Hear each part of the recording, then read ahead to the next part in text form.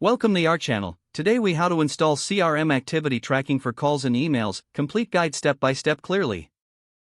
To install CRM activity tracking for calls and emails, begin by logging into your CRM account. Navigate to the Settings or Administration panel within your CRM dashboard. Look for the Integrations or Plugins section. Locate the option for call and email tracking. Click on the Install or Enable button next to the call and email tracking feature. Follow the prompts to install any necessary software or add-ons. If prompted, provide the required permissions for the CRM to access your calls and emails.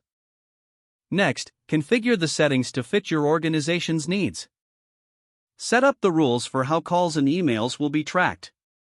Specify the team members who will be using the tracking features.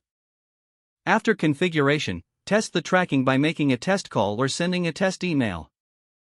Monitor the CRM dashboard to ensure that the activities are syncing correctly. Check if any notifications or logs are being generated based on your interactions. Once confirmed, educate your team on how to use the new tracking features.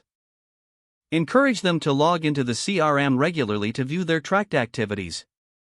Periodically review the tracking settings to adapt to any new team processes.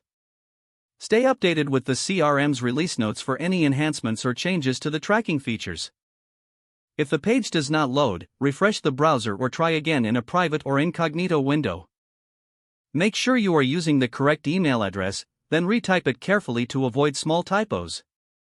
If your password is not accepted, use the reset option and create a new strong password you can remember. Check your spam folder for verification or security emails, then complete any requested confirmation steps. Enable two-factor authentication if available to improve account security and reduce unauthorized access risk. After signing in, review your profile details so your contact information and settings are accurate and current. If you see an error message, note it down and try again after restarting your device and internet connection. Log out when you finish, especially on shared devices, to keep your account and payment information secure. If the page does not load, refresh the browser or try again in a private or incognito window. Make sure you are using the correct email address, then retype it carefully to avoid small typos. If your password is not accepted, use the reset option and create a new strong password you can remember. Don't forget to like this video and subscribe to our channel for more step-by-step tech guides.